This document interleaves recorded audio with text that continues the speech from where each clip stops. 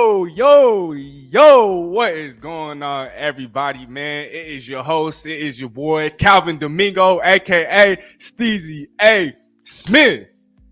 While I wait for some of you guys to tune in, first of all, I just want to say I hope everybody's having a lovely day, a beautiful day. I hope everyone's gotten out to a great start this week. It is Monday, and it is the day after the Super Bowl. I mean, how about that Super Bowl yesterday, everybody? My gosh. And to all the Niner fans out there, look, I'm not going to take this time to troll. I just want to say props to a great season. You know, I know they're the rival.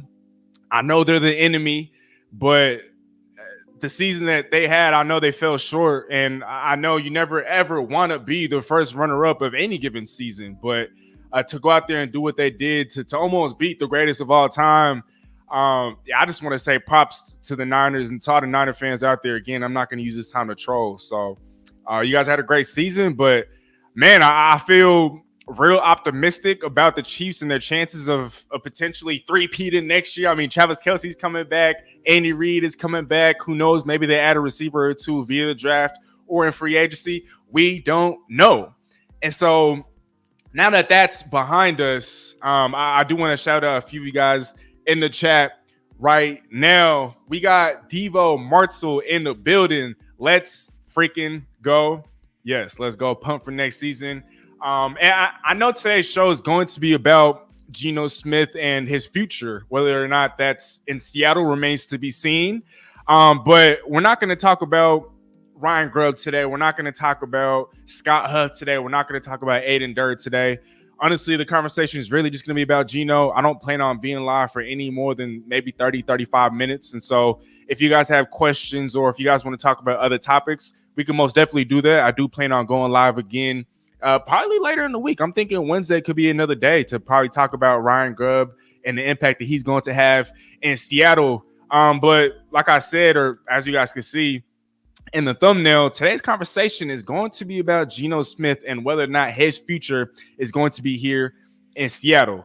So while I go ahead and prep some of those things, I'm going to leave the screen for just a second. So y'all stay tuned. Give me 30 seconds.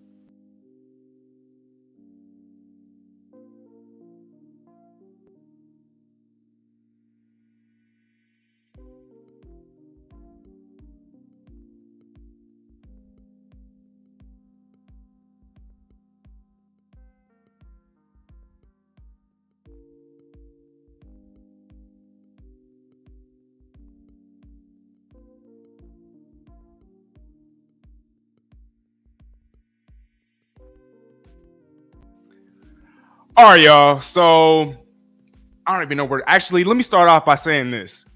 I'm not against the idea of Geno Smith being the starting quarterback for the Seattle Seahawks next season. And allow me to preface, I do think that Geno Smith is an above-average quarterback in the National Football League. I do think that Geno Smith can start for a bunch of other teams in the National Football League. I do believe that with the Geno Smith, he could help guide and take a team to the playoffs. But, and shout out to Rob Statton. I don't know if you guys pay attention or tune in. He covers the Seahawks for SeahawksDraftBlog.com, and he kind of actually gave me the inspiration behind today's episode or today's show.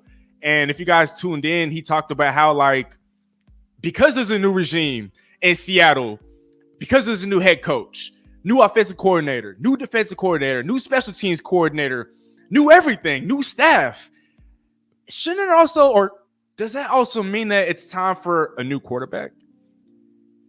I know it sounds crazy because with the Geno Smith and with all the talent that's available to Seattle, this team could easily go to the playoffs next year. At least given the talent on paper, they should go to the playoffs next year, especially in an AFC that's not nearly as strong as an AFC. This team should easily make a playoff run.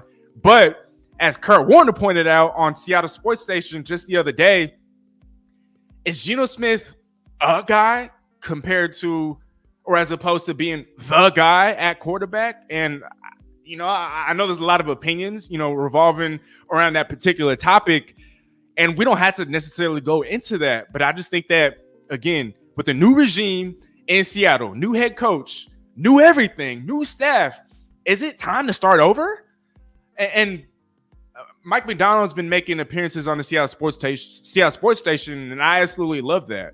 And so, we're getting somewhat of an insight into what his plans are, because as we all know, this coming Friday, 5 days after the Super Bowl, there is a deadline. Let me see if I can bring this up. Geno Smith's base salary of $12.7 million becomes fully guaranteed this Friday, February 16th, which would then trigger the highest cap amongst all Seattle Seahawks this coming season at $31.2 million. And while that's not anywhere near the bargain that he was last year, relative to other starting quarterbacks amongst the National Football League, that's still a huge bargain. 12th highest paid quarterback in the National Football League next season if Seattle were to keep him on the books. And this coming Friday is not necessarily a deadline to say, oh, Seattle has to trade him, or Seattle has to cut him, or Seattle has to make a decision on his future. But I just think that this Friday is going to be somewhat telling. Let's say nothing happens. I don't think that's a guarantee, and that doesn't necessarily mean that, oh, Geno Smith is still the starting quarterback next year. Let's say this Friday goes by, right, and Geno Smith is still on the team. Seattle could still trade him, technically, before the NFL draft. I mean, there's still a ways to go. The NFL draft isn't until, April 25th? And so there's still more than 2 months remaining before, obviously, that comes to fruition, right? But here's another deadline, I think, or at least another date that would be very significant as it pertains to the future of a Geno Smith. March 18th, Geno Smith is due a roster bonus of $9.6 million if still on the roster. Now, there could be a situation where, let's say after that date, Geno Smith is still on the team, right? And Seattle does plan on trading him, but they can't trade him after that date. And similar to that Leonard Williams situation from New York, or when he got traded from the Giants last season, Seattle actually had New York take on more of that bonus money. And in return, Seattle had to cough up a higher pick, right? So they ended up trading a second-round pick. I think initially Seattle had offered a third-round pick, but New York had offered to take more of that bonus, and it was going to, I guess, take up more of a cap hit against their cap space as opposed to Seattle's. And so Seattle's compensation was, in turn, a second-round pick. I hope that makes sense. I know that was a little messy. But essentially what I'm trying to get down to is that Geno Smith, even after March 18th, could still be traded and prior to the NFL draft. Now, let's say Seattle were to trade him. If Seattle were to keep that option and have that $9.6 million count against Seattle's books, then maybe the opposing team or another team that's traded for Geno would have to fork over higher compensation. But if Seattle were to fork over or shift over that $9.6 million bonus to another team, then the compensation coming towards Seattle might be lower. So if that doesn't make sense, let me know if you guys are confused. Before I do move on, though, I do want to shout out some of you guys here in the comments. Again, this isn't going to be like a traditional live where I'm going live for like an hour, hour and a half, 2 hours, and I'm bringing on guests. It's just going to be me, and I don't plan on this show being any longer than 30 minutes. But I do want to shout out some of you guys in the chat. So shout out to you guys, man. I love y'all, man. You guys know I love you guys. Let me pull that up though. We got Sajid in the building. What's good, brother, man? What's good, Sajid, man? I hope you're doing well. Thank you so much for tuning in. I hope you're having a lovely evening, my brother. We got Rob in the building on X. What's up, Rob? He said, nah, we can do anything we want with him or without him. I don't like putting my eggs in one basket. That's fair. I get that. Sajid, it would be a mistake not to draft a quarterback. Most definitely. Even if, let's say, Geno Smith is still the starting quarterback for the Seattle Seahawks this upcoming year, he has 1 year on his contract after that. And then Drew Lock, who Mike MacDonald has shouted out in these appearances on the Seattle Sports Station, he's not even on the contract right now. Jaws, you brought it up. Drew Lock's still on the contract? No, he's not. And I think it's very interesting because Mike MacDonald, again, he's been appearing on these different shows for the Seattle Sports Station, and he's bought up with Drew Lock. Matter of fact, the two guys he's talked to the most since being hired on as a new head coach has been Geno Smith and Drew Lock. And so I think that's somewhat interesting. I mean, again, he's not under contract, but he's being brought up as a guy, as a pivotal cog, right? And I understand he's a quarterback, but at the same time, there's a lot to like. And Mike MacDonald's even talked about how it's about calculated aggression, right? Seattle still wants to put the football down the field. They want to take their shots. And obviously, Geno Smith is more than capable of that. But Drew Lock, I think he's more of a gunslinger. So I don't know about that. But, yeah, Josh, to answer your question, no, he's not under contract as of yet. We got Malik Hall in the building, man. Shout out Steezy A. What's going on, my brother, all the way over there in Iraq? Or actually, I don't know if you're in Iraq right now. You probably hooping. And so, man, I appreciate you for tuning in, brother. Thank you for showing love. Thank you for showing love. And then Sajin was right. Yeah, he said free agent on lock. He said Coach Mack likes lock. He does, and I don't think he would have brought him up if he didn't intend or he didn't have plans, him and John Schneider, to re-sign a lock. And I've always thought that John Schneider, he's always been high on a Drew Lock. I always felt like he's only spoken positively about a Drew Lock. And so I definitely think that helps his case. Now, as it pertains to his market value, I don't know what that's going to look like. I'm thinking it's probably going to be a lot more than what was it, the 4 or 5 million that he was signed to this past year, maybe 10 plus, who knows, maybe 8 to 9. We'll see what happens there. I mean, he definitely looked like he could be one of the league's best backups, if not start for a couple of teams, right? And so we'll see what happens there. But going back to what I was saying earlier about Geno Smith, so as of Monday, as of today, right, the Seattle Seahawks ranked 24th in the NFL in cap space, and that's not a typo. That's negative 1.59 million. Yes, that's right. Entering the offseason, the Seattle Seahawks are in the red as it pertains to cap space. Now, that doesn't necessarily mean the end of the world, as we've seen teams in the past do. Or we've seen teams in the past go into the offseason negative 50 million over the cap, negative 60 million over the cap, negative 70 million over the cap. The Rams come to mind, the New Orleans Saints come to mind, the Chargers come to mind. And so this isn't necessarily the end all be all. Obviously, there are a ton of avenues to create cap space. You could restructure contracts, you could cut guys, you could trade guys, a lot of things, right? And so this isn't the end of the world. 24th in the NFL in cap space at negative 1.59 million. It doesn't sound good, I know, but trust me, it's not the end of the world. Actually, before I even address my next point, I do just got to say, I know in the thumbnail, the headline reads, will the salary cap force Geno out?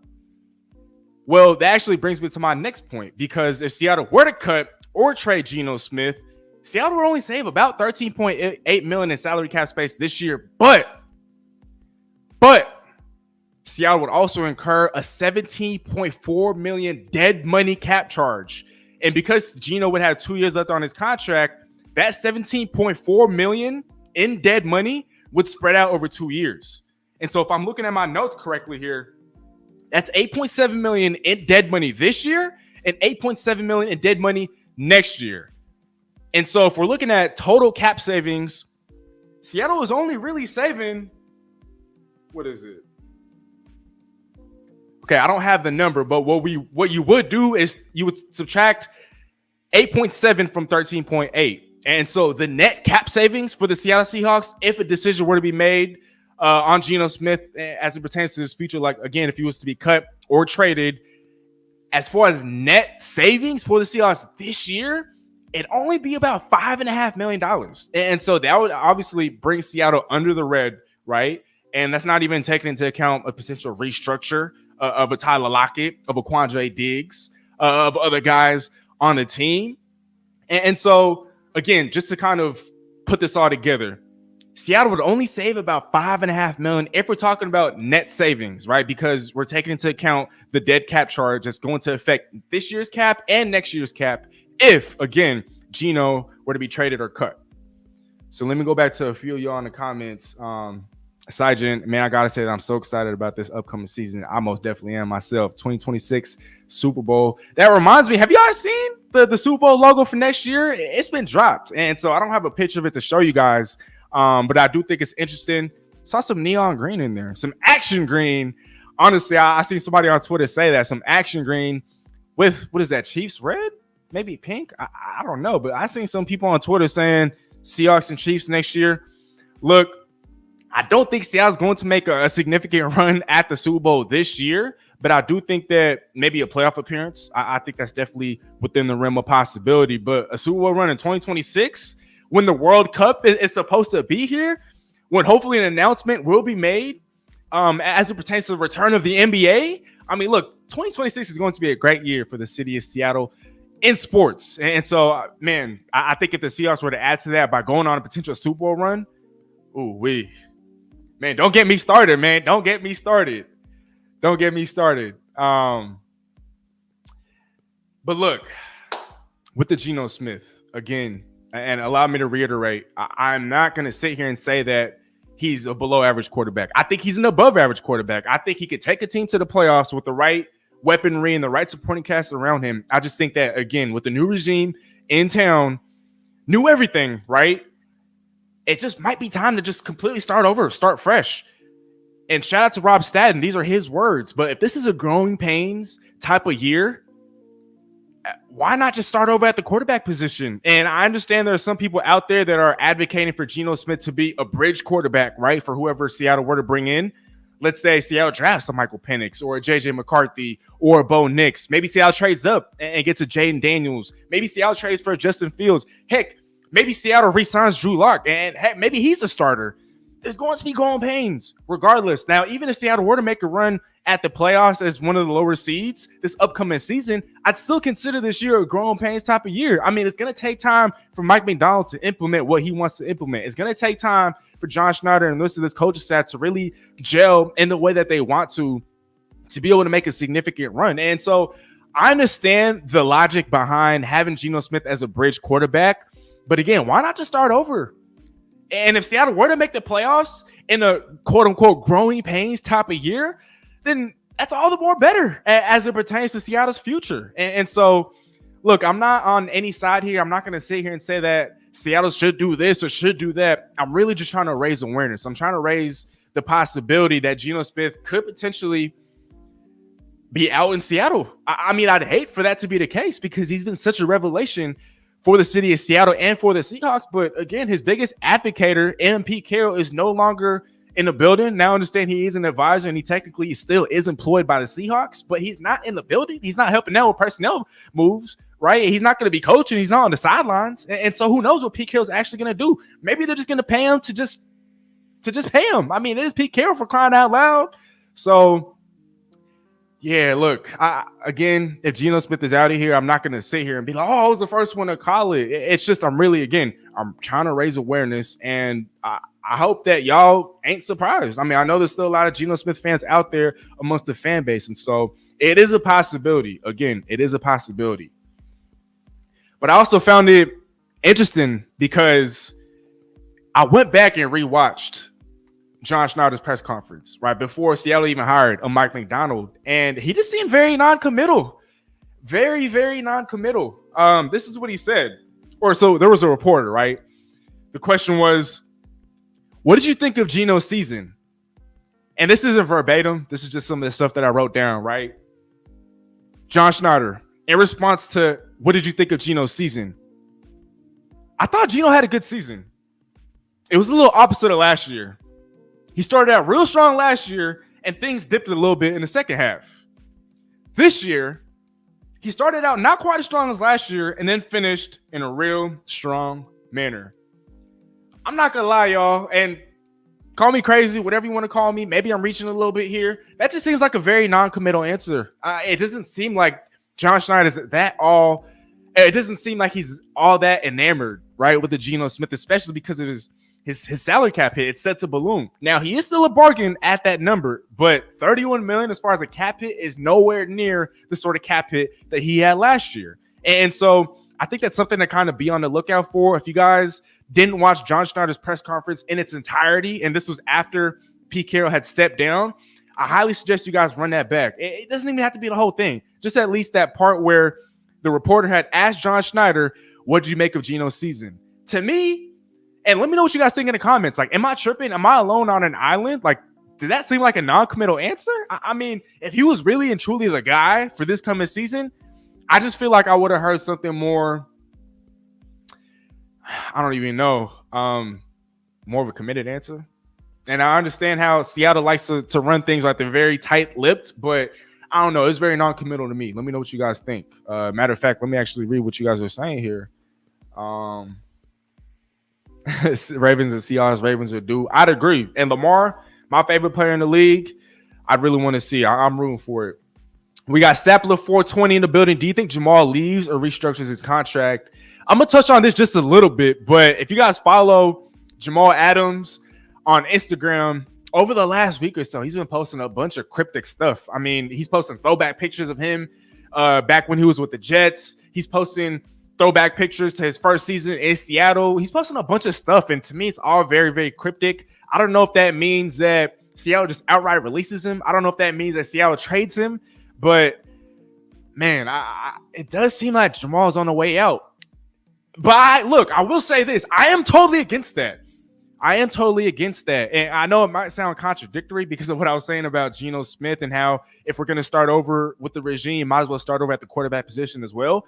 I just think that with the Jamal Adams, I mean, he's not a Kyle Hamilton. I'm not going to sit here and say that, but I really do think that Mike MacDonald can utilize Jamal Adams and kind of recoup some of that value that Seattle had sent out in return to get him, right?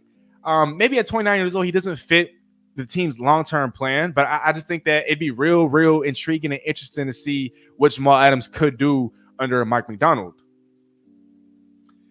Sapling, we love Geno out here, number 7. Team 7, baby. Yeah, look, and again, I can't say this enough. I'm a big Geno Smith fan. I think that, again, he's an above-average quarterback in the National Football League. I'm really just trying to raise awareness and let you guys know that there's a real possibility that he's not the starting quarterback next year. I mean, again, this Seahawks organization is very tight-lipped, and so it's not like we would know, right?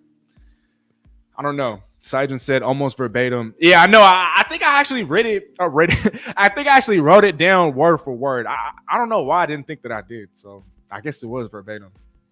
But Jaws, a possibility that Pete was let go for not being able to tank a bit more. No one gave us a shot 2 years ago, and we still came to battle. Look, I read this article, though, before Pete stepped down. I don't know if you guys read this because I don't think it was really nationally reported on or brought to the national attention. But Pete actually let the team know at some point in the middle of the season that he was going to step down at the end of this year. But then after, week 18, he had a change of heart.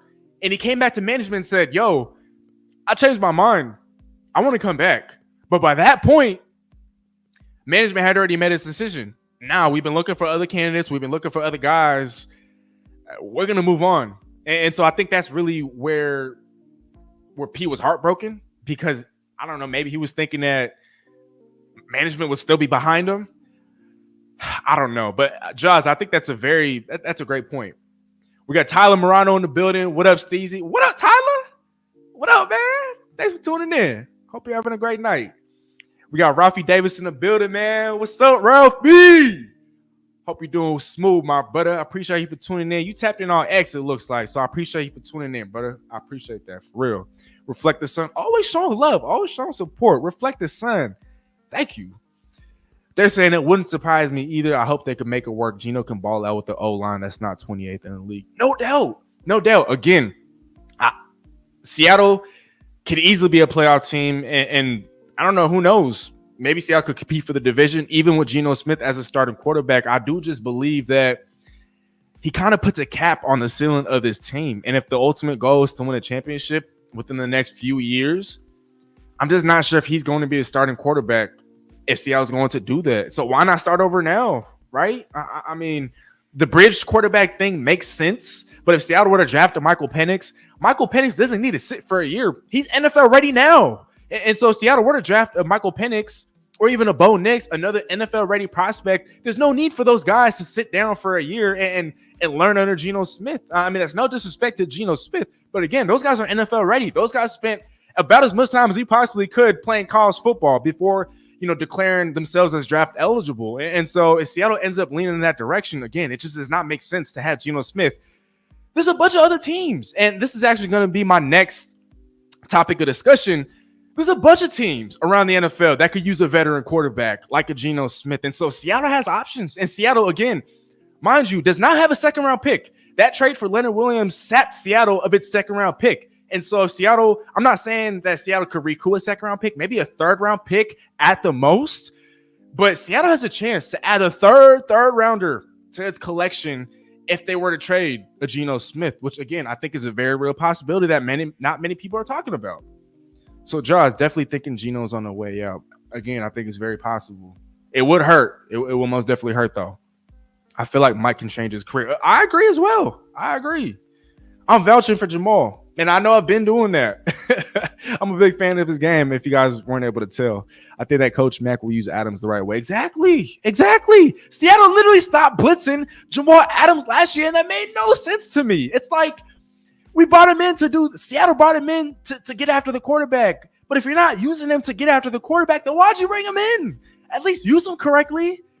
I don't know. Maybe there was an injury. Maybe there was something that we don't know. I don't know. But yeah, Sajin, I'm with you there. I really think that Coach Mike MacDonald can use Adams the right way. Tyler is asking, do you think they will cut the tight end crew? I think Will Dissly, I would love for him to remain in Seattle, but I think if he's not willing to restructure, he's probably on the way out. Noah Fant, he's a free agent. I don't know if Seattle's willing to fork over the money, and he hasn't had the most opportunity. He's probably on the way out. Colby Parkinson, I think he's going to stay. I mean, it's not like he's going to demand a whole bunch of money here and there. I think Colby Parkinson is going to come back. As far as Will Dissly, Noah Fant, I'm not nearly as optimistic. And so that's a great question, Tyler. Do you think they will trade or cut some of the tight ends? Kind of just went over that. Jackie Reyes in the building. Hello, Calvin. Hello, Jackie. I hope you're having a lovely evening. Thank you for taking the time to tune in. We got Hoop Craze in the building. What can Clowney bring to the Jadeveon Clowney. Now, look, and this is very interesting because a lot of 12s, I should say, have been advocating for Patrick Queen or Justin Madubuike or now Jadeveon Clowney, because I think it's inevitable that some of these Baltimore Ravens defenders are going to follow Mike MacDonald to Seattle. But the only problem is Seattle just does not have a lot of cap space. And again, there's so many ways that you can manufacture cap space. But a guy like Justin Madubuike, definitely out of Seattle's price range. And although I would love that, it's just not realistic. So I think 12s can stop bringing up Justin Madubuike. Or if that were to happen, I don't think Leonard Williams is here. I'd rather have Leonard Williams, though. So I think with the Jadeveon Clowney, I don't know how much money he would demand. I mean, man, so many guys had career years last year from Mike MacDonald and that Baltimore Ravens defense. Clowney actually tied a career high in sacks with 9.5, and he was just an absolute stud against the run. I'd love to have him back in Seattle. I think that'd be a great move if the price is right.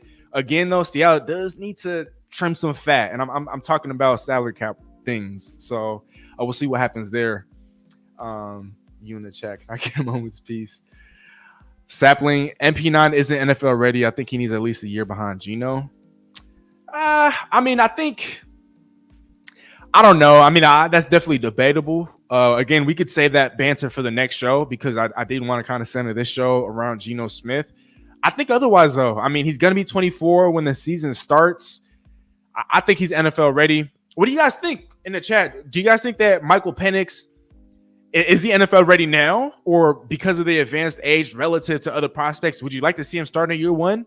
Let me know what you guys think, man. Obviously, Sapling 420 is making his opinion known. I want to see your guys's, so talk to me. Much love. We should trade Trey Lance. I mean, shoot. Dallas just traded for him last year, so I don't know if they'd be that quick to give up on him. Obviously, the compensation would probably have to be a little too good to be true for them to entertain such an offer. But I think this would be a very, this would be a very interesting possibility. I mean, or I said that wrong. I think this would be very fascinating, to say the least. Thanks for the shout out. Of course. Question: how did we treat Clowney on his dismissal? Oh boy, I know it didn't end well, but I feel like in Seattle, no matter how it ends, guys are always willing to come back because that's how great the culture is. That's how great the city is. That's how great John Schneider and that front office is. So no matter how salty he might have been on the way out, I don't think that would prevent him. That would not preclude him at all from returning if Seattle would show interest in return, which I think they should. So we'll see what happens there. Penix should be ready first to draft next year. Penix would be good, but like if we pick Joe Milton. Yeah, I mean, I've heard Spencer Rattler as a guy that Seattle could potentially target in the later rounds. Who knows? I mean, John Schneider has worked his magic before in the later rounds as it pertains to quarterbacks. So we'll see what happens there. All right, one more comment. We should get rid of Adams and Nino for cap. Definitely fair points. There'd be a lot of dead cap if Seattle were to make any of those moves. But again, if this is a growing pains type of season, you're kind of just going to have to stomach it. And so we'll see what happens. I think with the Quandre Diggs, though, I'm kind of in favor of restructuring his contract because I would like to see him retire in Seattle. He just looks like a guy that is a Seattle lifer. And I understand safety is not the most valuable positions. And so for Seattle to be allocating this much money on the safeties, I don't know how Mike MacDonald is looking at that. But I'm in favor of restructuring Nino. And then for Jamal, I'm also in favor of, again, I know Seattle restructured his contract last year, but trying to see if we can restructure his contract again. I mean, there's only 1 year left. And so, again, I think he'd do wonders in that Mike MacDonald defense, even if he's not necessarily the same player. I just think that Seattle would kind of put him in position to succeed. Then we could bring in some quality guys. No doubt. But again, I mean, Seattle could also restructure a Tyler Lockett. That Geno Smith thing that I talked about earlier, Seattle would save about $13.8 million. But if you were to take into account that dead cap charge, Seattle would save just about $5.5 million. So you're still saving some cap space there. So there's other ways to create cap space. We'll see what happens there. And so again, to everybody in the chat though, thanks for dropping y'all comments, man. Be sure to drop some questions if you guys have any for me before I do wrap up the show though, because again, I just wanted to keep this at about 30 to 35 minutes. Who knows? Might go for another 15 minutes because this next topic, I touched on this earlier, I alluded to it earlier, but there's a lot of teams that could use a veteran quarterback like a Geno Smith. And I've listed some of those teams for you guys. Looking at the New England Patriots, and rumor has it that they could potentially turn towards free agency to get their quarterback because maybe they're not sold on one at number 3 overall. Let's say picks number 1 or number 2 overall, right? Or Caleb Williams and Drake May, whatever order that may be. I think it's locked that those two go in that order. Caleb Williams, Drake May, Caleb Williams, right? And so a 3rd overall, if the Patriots can't trade that pick, but they want to get like a Marvin Harrison, I think they could trade for a Geno Smith. I mean, I'm looking at what's going on here. They're also 3rd in the NFL in salary cap space at just a shade under $70 million. The Patriots have $69.8 million in cap space. So to bring on a Geno Smith, I think with a guy like Gerard Mayo now as the head coach, I think he'd prefer to kind of play with the veteran quarterback. I just don't know if he's sold on Jaden Daniels. I don't know if you want to bring in a quarterback as raw as a Jaden Daniels when the offensive line and the weaponry in New England is less than optimal. I mean, it's one of the worst supporting casts, at least offensively, as it stands right now. And so I think the New England Patriots would be better off bringing in a quarterback, a veteran quarterback of, let's say, a Geno Smith's stature. And while the Patriots don't have extra picks, I think they only have 7. I think by giving up, let's say, a 3rd rounder, a day 2 pick, a late day 2 pick for Geno Smith, I think that's a potential trade.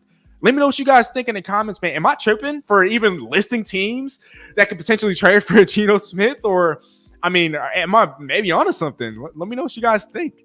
The Pittsburgh Steelers, another team here, they're not picking until 20th overall in the draft. And I know there's as many as potentially 5 quarterbacks that could get drafted in the 1st round. But at 20th overall, I don't know if there's going to be one left for the Steelers. And as far as the salary cap situation, they're also in the red. 26th in the NFL, so a couple slots below Seattle. They're negative 14.6 in the red. And so obviously if they're going to trade for a Geno Smith, they're going to have to make moves. They're going to have to trim some fat. But I do think that with the Mike Tomlin in town, you can't keep having this subpar quarterback play. I think Kenny Pickett, to me, and what I've seen, he's not the guy. And so maybe you trade him. I'm not saying that he goes back to Seattle in exchange for a Geno Smith, but I think the Pittsburgh Steelers are a very, very intriguing team to look out for. They're also in the AFC. And so Seattle is intense. Let's say Seattle decides to trade a Geno Smith, right? And you're trying to get him out of the NFC and just out of the conference altogether. I think by sending them to the AFC, to the Steelers, to the Patriots, I think those are the top 2 teams that I'd put on the Geno Smith trading list. Broncos, they're picking 12th overall in the NFL draft, but they're also in the red as it pertains to salary cap space. Negative $25.7 million, 28th in the NFL as far as salary cap space. And so they're definitely in striking distance of taking a quarterback, maybe not necessarily of their choosing at 12th overall. But if they're not happy with the quarterbacks, or if they're not able to trade up and they're not happy with the quarterbacks available at 12th overall, I can't see them, trading for a veteran. Now, that'd be very ironic if they were to trade for yet another Seahawks quarterback. And so I don't know how likely that is. But again, It is a team that's in the AFC, in the opposite conference, that needs a quarterback. And so I'd probably put them lower. If I were to rank these teams in order of how much or how likely it is that they trade for a Geno Smith, Denver's probably at the bottom of that list, bringing up the rear. But I think it's definitely worth listing, right? The Raiders are picking 13th overall in the NFL draft, and they're 11th in salary cap space. They have $43.3 million in cap space, and with some of the guys that they already have, right, as far as weaponry, you have arguably still the best receiver in football in a Devontae Adams. You had Jacoby Myers, who had a career season last year. If they do re-sign him, which they have expressed interest in re-signing him, Josh Jacobs, who was just the rushing champ just a season ago, there's a lot to work with in Vegas. And so let's say they're not necessarily in favor of building around any of these quarterbacks. If they're not in favor of building around a raw quarterback prospect like a Jaden Daniels, maybe they go the veteran quarterback route. And again, they're also in the AFC. I just highly doubt that Seattle would trade Geno Smith within the NFC. I don't know. Maybe there's a team out there that comes to mind for you guys, but I just think that if Seattle would have traded Geno Smith, preferably you'd want to send him to the AFC. And so, I guess these next two teams are NFC teams. So I guess that renders that point kind of moot. But moving on to the Vikings, 11th overall in the NFL draft, $28.8 million in salary cap space. That's 15th in the NFL. Look, if they're not enamored with any of the quarterbacks, and if they don't re-sign or Kirk Cousins, you're going to have a quarterback, right, for a Justin Jefferson who's going to break the bank this offseason with whatever sort of contract he's going to end up signing. And so I think, again, Minnesota, they have the cap space. And for the capital, if they instead want to go a different direction and use that 11th overall pick to go, let's say, defensive line, maybe even cornerback, and then trade one of their mid-round picks for a veteran like a Geno Smith, I could see them going that route. But then again, they could also re-sign a Kirk Cousins. And so I think Minnesota and Denver would probably be at the bottom of this list. In the comment section, y'all, put y'all lists in order. When I get to some of these comments, I'll definitely highlight some of the ones that I like. And the last but certainly not least, the Atlanta Falcons. They're picking 8th overall, and they have about $29.8 million in salary cap space, which is good for 14th in the NFL. And they also have a bunch of picks. And so obviously they have the cap space to take on Geno's contract. Hypothetically speaking, of course, they have the cap space, they have the capital. But I do think that at 8th overall, they're definitely within striking distance of a Jaden McDaniels. Jaden McDaniels, excuse me, Jaden Daniels. And so I don't know. I mean, I guess I'd probably put the Falcons towards the bottom of this list. But if I had to rank this real quick in order before I get to you guys in the comments, I'd probably put New England Patriots number 1, number 2, Pittsburgh Steelers, number 3, the Las Vegas Raiders. And then you guys could kind of list these teams in whatever other order you want. But I think, again, Patriots, Steelers, and Raiders will be the top 3 destinations for Geno Smith if the Seahawks decide that they have to trade him. Oh, boy. A lot to talk about here. I'm going to go over to some of you guys here in the comments. Oh, wow. Oh, shoot. Okay. And forgive me if I'm spelling this wrong, but, man, I should know how to pronounce this. Is it concierge? Concierge? I got to do some research on this word. But, yo, I really, really, really, really appreciate the super chat. Thank you so much. Nolan, I hope you're having a blessed night. Thank you, my brother. He says, Mac keeps saying Drew Lock in interviews, and Geno's contract is good value for the player. One or both will probably be here. Geno's contract is also highly tradable. Wow, I wish I would have seen this comment before I just went off and rattled off a bunch of teams that could potentially trade for Geno Smith, because you actually provided a perfect segue. I know now I'm saying it afterwards, so maybe it's not, but yeah, it's highly tradable, right? That's damn right. Man, Nolan, you're over here bringing up great points, and you're over here plugging with super chats. Like, man, thank you. I really appreciate that, Nolan. Thank you. Thank you. Sergeant is saying the 49ers are done. It's our time now. Go Hawks, baby. Go Hawks. Kick Up is saying, I don't know. Geno Smith trade value might be low for now. Maybe mid-season. Now, I think with a guy like a Geno Smith, you'd have to trade for him in the offseason because you got to give him time to establish chemistry, right? With his receivers, with the weaponry, with the running backs, with the offensive line, communication, signals. There's a lot that goes into that. And so I don't think trading him midseason, that wouldn't help the player whatsoever. I think if he's going to be traded, it's going to be before the NFL draft. Mark my words. We got Colby Smith in the building. What up, Colby? Since the whole team will basically be going through growing pains with the transition into this new era, you make an argument of going with the young quarterback at the same time and growing together. Right. I mean, new head coach again, new assistant head coach, new defensive coordinator, new offensive coordinator, new everything.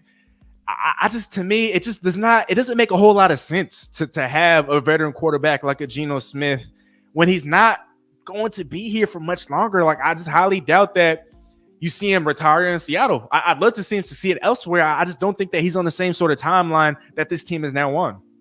So, Colby, you bring up a great point. Thank you. Super Bowl runner-up hangover is a real thing. Hopefully hit San Fran hard, hide the hangover. And look, maybe I am trying to speak this into existence, but Brandon Ayuk is a free agent, and they've paid everybody. They've paid Kittle. They paid Debo. They got to pay Brock soon. You paid C-Mac. You paid Bosa. There's other guys. Fred Warner, you paid him. Javon Hargrave, you paid him. Eric Armstead, you paid him.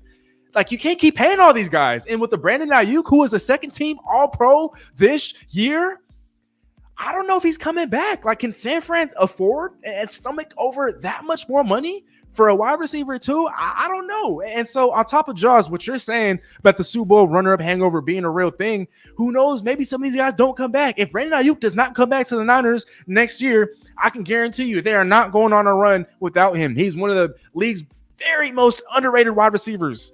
Actually, forget position. He's one of the most underrated players in the National Football League in general. And so if you were to pay him a bunch of money, that's definitely going to cripple their books. If you don't pay him and he's no longer on the team, I don't know. It's going to hurt this Niners team either way, whether they decide to run it back with him or trade him. It's going to hurt this team. And so, Jars, great point. Kick up Mafe or Kayvon Thibodeau. Wow, that's tough.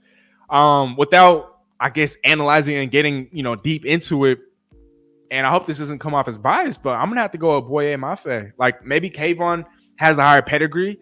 He might be more talented, but I just think that with the Boye Mafe, I mean, he hasn't had anything handed to him. And that's no disrespect. That's not a knock on Kayvon Thibodeau whatsoever. But when you look at a guy like Boye Mafe, who's really got it out the trenches, who kind of just started playing football, I just think the potential is sky high. It's limitless. And so I'd go Boye Mafe. Sergeant said, you said the D word, take the $10 that concert donated to you and put in the sweat. Man, I apologize. I did say the D word. Can I take that back? Can I take that back? I'll take Mafe at kickup. Mafe is probably edge 3 in his class behind Hutch and Karlaftis. I'm right there with you, JSD. Great answer. And Sergeant is also saying Mafe. Did I miss anybody here? Oh yeah, I missed a lot. Oh, Tita, how you doing? ¿Cómo está, Tita? Oh, my bad, Tita. I almost skipped over your comment, but if you're still tuned in, Tita, it's been such a long time. Are you still at the airport? Let me know, Tita. Oh my gosh, it's been so long. I was wondering where you went.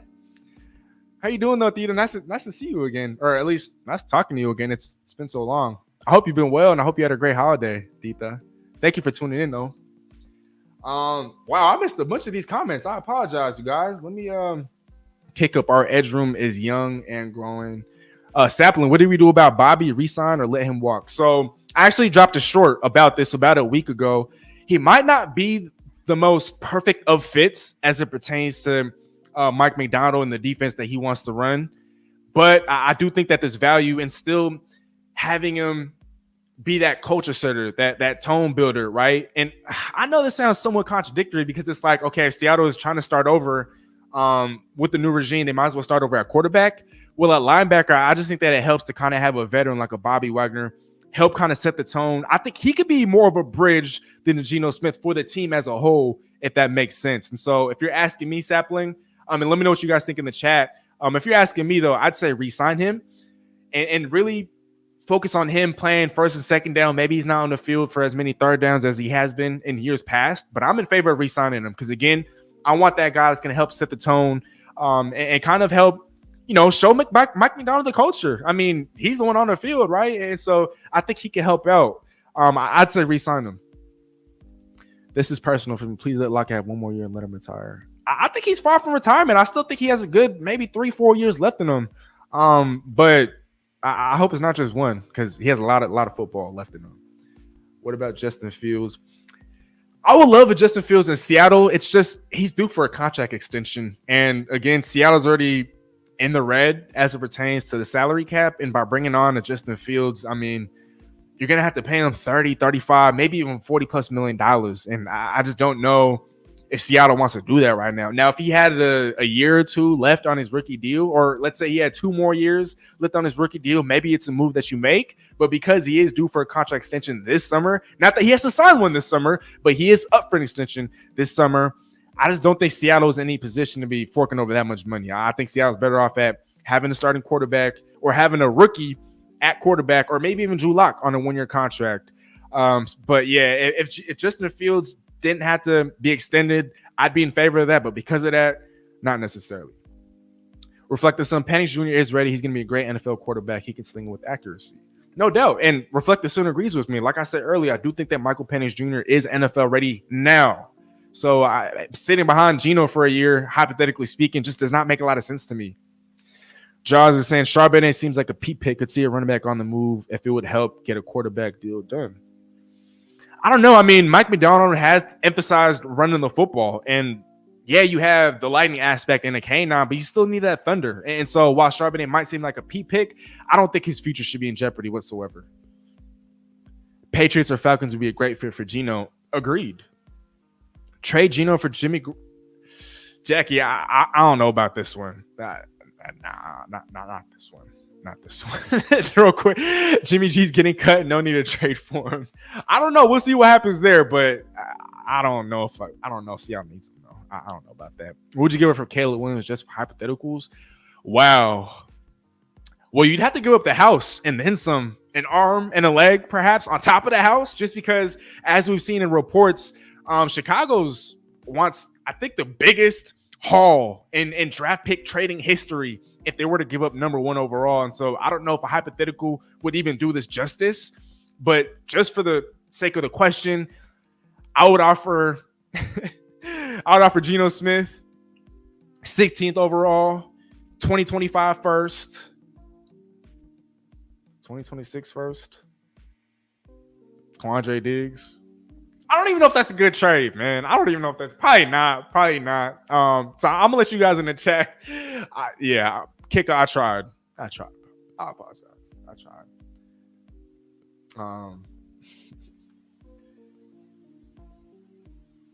We got Seahawks Eddie in the building. What's going on, Eddie? Thank you for tuning in, brother. I hope you're having a great night, and I hope you're enjoying the show so far. And shout out to everybody else in the chat, man. For real. JSD, great show, but I'm going to go to bed. Always ready to tune in to more shows in the future. JSD, I hope you sleep well. If you're still in school, I hope you have a great day of school tomorrow, and I appreciate you for taking the time to tune in. I'll definitely love to have you on as a guest. Look, and before I do end the show, if any of you guys want to hop on a future show, hop on as a guest and, kind of give me your input for 10 to 15 minutes, roundtable style. And shout out to NoroCam, man, real quick. He, as a lot of you guys know, he's one of the biggest reasons why I've been doing what I've been doing on YouTube and just on social media. I know he was in Vegas for the Super Bowl. He was there, obviously, for the Fan of the Year ceremony, amongst other NFL honors. But I remember he used to have a bunch of those weekly roundtables on his channel. And a lot of you guys that are tuned in probably remember seeing me on there. Even before I had a YouTube channel, even before I was Steezy A. Smith, I was just Calvin Domingo on those weekly roundtables where he'd have different guests kind of popping in and out. And so if you guys want to hop on a show in the future and just chat roundtable style for 10 to 15 minutes, if not perhaps potentially longer, let me know. Send me a DM on Instagram. We got Cambodia. What's up, Cambodian?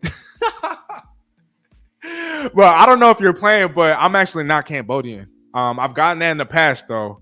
And so I appreciate you for taking the time to comment, though. Isaac in the building. Isaac always showing me love, man. I appreciate you, Isaac, for all the support that you continue to show me, whether that's on Instagram, Twitter, YouTube. Isaac, got a lot of love for you. But I still think Geno going to be the starter next season. Great value on his contract. It's a fair point. Again, I'm not ruling that out. It's definitely very realistic and very much a possibility. I wouldn't be mad at it. No way we pay Fields more than we already have Geno for. Exactly. And it's not to say that, because I do think that Fields has more upside, and obviously he would add a different dynamic to the offense with his legs. But it's just, if this team is starting over, why start over and fork over $40+ million to a quarterback like a Justin Fields? I love Justin Fields. I think he has I think the upside is immense. But when you're starting over, I don't think one of the first moves you want to make is paying a quarterback that much money. You want to be able to build around a quarterback who's on a contract that's of value. And Justin Fields on a $40+ million a year, on a $40+ million a year type of contract, I don't think that's a bargain whatsoever. So you should do call-ins along with bringing people on the show. We got you, bro. Sajin, that's a great point. This is going to sound funny, but I need to figure out how to even, I guess, conduct that where I could have people call in. Because that's a great idea. I'm definitely going to table that for future reference. And so thank you, Sajin. David Adams, 2024 first, 2025 first, and DK for Caleb Williams. Wow, I wouldn't want to trade DK because I feel like if you were to bring in a rookie quarterback, you'd want him alongside of DK. But again, he probably is Seattle's most valuable and most attractive asset, right, outside of the picks. And so, again, I like that. Tyler, if you had to pick at 16, what player and position would you choose? So my next live, I'm actually going to get into that. And so I'm not going to give you detailed analysis, but I would want Seattle at 16th overall. It's not going to be sexy, but why not stay in your backyard and get a Troy Fautanu who could slide over the guard, who's also flexible. You could put him at both tackle spots in case injuries arise. I just think that by bringing in that Scott Huff, UW's former offensive line coach, we got to start in the trenches. I mean, Mike MacDonald definitely put an emphasis on interior and defensive line play and just getting it done in the trenches. And so you want to build from the inside out, right? I know some other teams have had success building from the outside in, but if I'm Seattle and I'm looking at how Seattle's going to build this football team with the Mike MacDonald at head coach, I do think that you want to build from the inside out. And so, again, it's not sexy. And this is what the Cowboys were doing all those years when they were taking when they were taking offensive linemen in the first round. It wasn't sexy.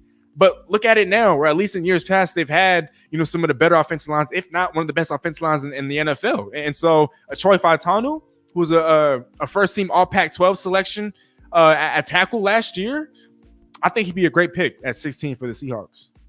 Sapling 420 sent Discord for call-ins. See, I do have a Discord. I just don't use it. So thank you. Thank you, Sapling. I appreciate that. We need to address the trenches first. Right. When is the draft stream happening?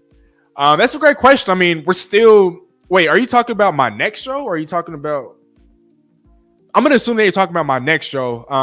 But Hoop Craze, I'm thinking I'm going to go live again later this week. If not Wednesday evening, either Friday or Saturday evening. I know those are probably not the best days to stream and go live.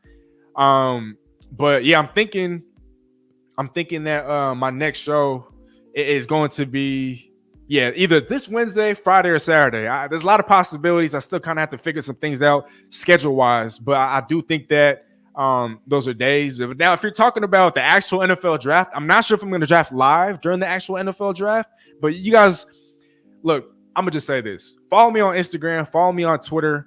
On Instagram, it's at Steezy A. Smith TV, because I do post on there every single day. I give you guys updates on the story. Twitter, I try to be on there multiple times a week. And so just if you want to stay tuned for updates, definitely just follow me on there if you guys aren't already. And then, is it Concierge with Nolan? Man, shout out to Nolan, man. Thank you so much for the super chat, brother. I really appreciate it. But John is itching to pick a quarterback. He was all over Mahomes and Josh Allen. Not sure I see anyone that special in this draft, not even Caleb Williams.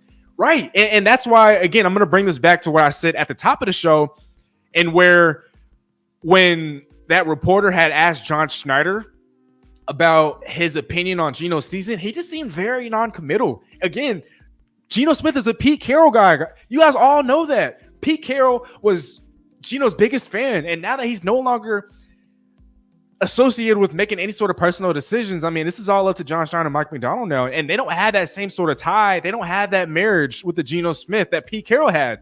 And so I think that, yeah, he wants to get a quarterback this year. Again, new regime, new coaching staff, new everything. Start over with the new quarterback as well. Geno Smith, yeah, can help as a bridge quarterback, but what's that going to get you? A playoff appearance and then a first round out?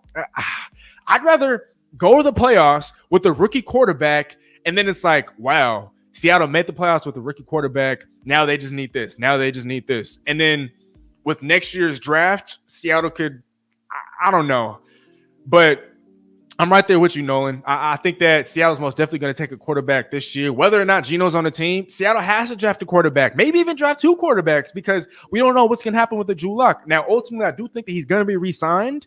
But, yes, John Schneider is going to draft a quarterback. If Seattle doesn't take an offensive lineman like a Troy Fautanu in round one, and if it's not a defensive lineman or an edge rusher, it's probably going to be a quarterback. So, great call there. Great call there, Nolan. David Adams is that should Hawks double up interior D-line and sign Chris Jones? Oh, boy. Oh, boy. I mean, I'm not against it, but at the same time, that probably means Leonard Williams is out the door, and Seattle's going to have to spend a lot of money to make that happen. Seeing that Seattle's not necessarily in win-now mode right now, I think Chris Jones, he's better off staying in Kansas City. I don't know if they're going to be able to get that done because of what was going on last offseason, but he's gonna look at that Chiefs team next year and see the potential for a three-peat. And so if I'm Chris Jones, I mean, I want that three-peat. And then it's like, if you want to go, you can leave after that. So as much as I'd want Chris Jones in Seattle, I just don't think it's very realistic, David. New uni too. I think new unis, right? I think it was rumored that around draft time, Seattle would release new uniforms.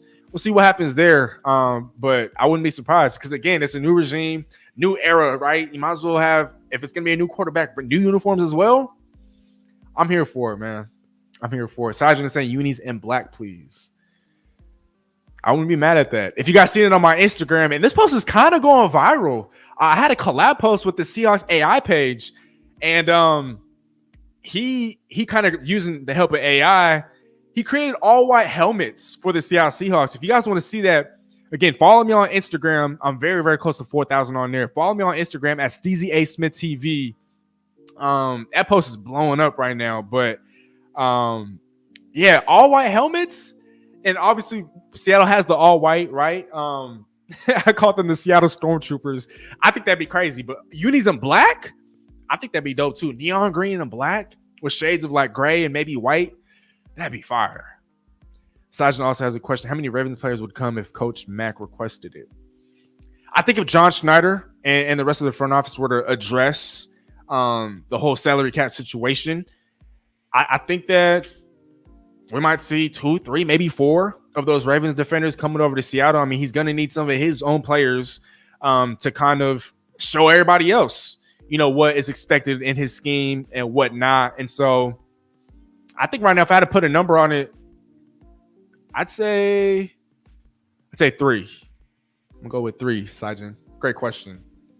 Shout out to Nolan again, man. There's 2 super chats. That means a whole lot to me, Nolan. That's a whole lot of love. So shout out to Nolan, man. Thank you so much for the love, but I really, really, really appreciate it. Man, what do they say? Time flies when you're having fun. Sheesh. Been live for almost an hour now, and I told you I was only trying to be live for 30 minutes. So I apologize for taking up a little bit more of your guys' time than you probably anticipated. But I think I'm going to wrap up the show right about now. I did have a topic about Ryan Grubb that I wanted to just touch on slightly, but I just feel like if I touch on that, I'm going to be on here for another hour. So I'll put it out there.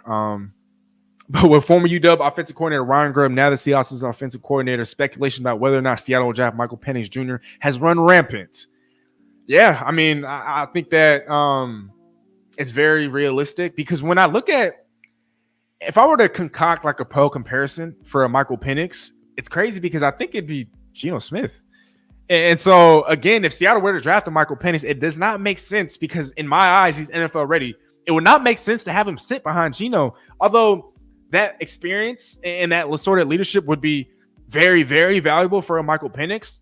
he needs to start now. And so I think that kind of also strengthens my argument for Geno Smith potentially having spent his last days in Seattle, because it's like, okay, you bring in a Ryan Grubb. I know he's an O-line guy, and Seattle would prefer to build from the inside out, but if Seattle is that much in love and enamored with the Michael Penix, then go for it. I'm not mad at that either. And so, again, I think that enhances my argument for Geno Smith no longer being in Seattle. It's not necessarily because of the whole cap space thing. I lied in the thumbnail, and I apologize for that. But I do think that if Michael Penix were to be drafted, Geno Smith is definitely out of Seattle, because, again, he needs to be starting for another team rather than being a bridge quarterback for a team that's starting over, right? So I just wanted to point that out there. Thank you, Steezy A. Smith. I have enjoyed this show. Sajin, I appreciated your presence in the chat. So shout out to you, my brother. God bless you always. Hawks definitely need a draft next Bam Bam at safety this year. I'm here for it. 100K trail. Yeah, IDK, people keep saying sitting behind Geno. Oh, facts, bro. He's not fit. He's not what, bro? He's not sitting behind Geno. But why would he sit behind a guy when he's NFL ready now? I mean, and again, he's going to be 24 when the season starts. Like, you want to give him as much experience on the field, and you want to be able to maximize and take advantage of him being on a rookie contract. And so, yeah, I'd start him now. I mean, if Seattle would have drafted like a JJ McCarthy, which I don't know how many of you guys are in favor of that. If Seattle would have drafted JJ McCarthy, who's a lot more raw, who's not nearly as NFL ready, then I get it. But if Seattle was intent on getting a Michael Penix, Geno's as good as gone. Like, that's just the reality of things. And so, the whole sitting behind Geno does not make any sense to me. 100K trail, great comment. Who should the Seahawks draft at quarterback? I think right now Michael Penix Jr. would make the most sense. I mean, again, I'll touch on this in the next show, but I think Michael Penix Jr. would make the most sense. If Jaden Daniels were to somehow fall, I wouldn't be mad at Seattle, potentially making a run at him just because he's so damn dynamic. And maybe you re-sign Drew Lock. Drew Lock starts year one, and then you kind of groom a Jaden McDaniels behind him. Not super likely, but definitely in the realm of possibility. Jackie, appreciate the videos you put out every week. Gives us a chance about football, but mainly the Seahawks. Oh, thank you, Jackie. The support is always appreciated. And, I mean, you guys, I've kind of left you guys hanging for a while. So you guys deserve it, right? I am going to start dropping a lot more, though. So I appreciate all the support that I've had. And everybody that's tuned in, man, all the love in the world. Jeffrey Mulligan, thank you for tuning in. Look at Sam Hartman out of Notre Dame. Great quarterback. Definitely a guy that could be a target in the later to mid rounds. And so I haven't really heard too much about that, Jeffrey. So, yeah, I'll definitely keep an eye out for him. Definitely going to do my research. What do you think of Spencer Rattler? If you guys tuned into my last live stream, I had Bryce on of the Hawks Red Zone Rundown podcast, and he actually was the first person to bring that up to me, at least. He talked about how Seattle could potentially target a Spencer Rattler. I mean, coming out of high school, he was a highly touted prospect. The pedigree is there. Former 5-star quarterback, if I'm not mistaken. And so I think he'd be a fine target. Like, if Seattle were to go in that direction where they would take a guy or quarterback in the later rounds, I think he's atop my list. Probably top 2, top 3 on my list. So, yeah, David, that's a great comment right there. Can you believe the combine's in 2 weeks? Literally, bro. Time flies. Hey, time flies when you're having fun, man. Like we talked about at the top of the show, the Super Bowl was just yesterday. So, yeah, you guys. I think that's about a wrap. Man, the support and all that is just it really keeps me going, you guys. And so, thank you to everyone that tuned in. I am gonna wrap the show up now. But before I do wrap up this show, I just want to say, if you guys aren't already subscribed, man, I've been trying to get to 4K. I know it hasn't helped that I've been on hiatus for all this time. I was gone for about, like a year and a half. And so when you're not dropping content for that long, I get it. People aren't going to be subscribing and whatnot. But if you guys aren't already subscribed, if you have any Seahawk fans that are looking for, a new show, a new podcast to kind of tune into, send them my way, man, at Steezy A. Smith on YouTube. Help me get to 4K, you guys. I got a lot of big things coming. I got some interviews coming for y'all this summer. I'm not going to bring up all the players, but Tariq Woolen, Dale Taylor, definitely some guys I'm looking to have on the show. And so be on the lookout for that, y'all. I'm trying to hopefully get some of the coaches, on the show as well. But just stay tuned, y'all. I got so much coming for you guys this coming summer. I got a lot of stuff. So if you guys aren't already subscribed, I see some of y'all in the comments. Hartman killed USC this year. Okay, that's good to know. I just subbed. I've been following you on IG. Hey, that's love, brother, man. I appreciate that for real, bro. I'm going to make sure you don't regret subscribing on YouTube. So I appreciate that. We had Cambodia saying just did. Man, I really appreciate that, bro. For real, for real. So nothing but gratitude from the bottom of my heart, man. Thank you so much. I thought about starting my own YouTube journey. Hey, Isaac, use me as a resource. If you end up doing that, let me know, man. I'm here to answer any sort of questions that you might have. If you end up doing that, let me know, man. I'm here to help. So, yeah, definitely. If you want to do that, if you have content that you want to push out, if you have a passion for something, I highly encourage you to do that, Isaac. I highly encourage it. You should try making a podcast. A lot of people have brought that up. It's definitely in the works. Jackie. So thank you. Is Zach Charbonnet a mix? Yeah, he's half Cambodian and half black. So that's real cool. But yeah, you guys, if you aren't already following me on Instagram, @SteezyASmithTV. If you aren't already following me on Twitter, @SteezyASmith. And again, if you're not already subscribed on YouTube, hit that subscribe button for a brother, man. I am going to wrap the show up right here and right now before I end up staying live for another 30 minutes. So again, to everybody that's been tuned in, nothing but love for you guys. To Nolan, who sent that super chat, or who actually sent multiple super chats, I just want to say nothing but gratitude from the bottom of my heart. Those super chats mean more than you know. So shout out to you, Nolan. And to everybody else, I hope you guys are having a blessed night, man. For real, for real. Again, like I said, I will be live, whether that's Wednesday, Friday, or Saturday. Be sure to follow me on Instagram and Twitter for updates. And even in the community tab, I'll keep you guys updated on the community tab of YouTube. I'll keep you guys posted, but I will go live again soon to talk about Ryan Grubb and what that means for Seattle's first round selection. So as always, all glory to our Heavenly Father, Lord Jesus Christ, my Lord and my Savior.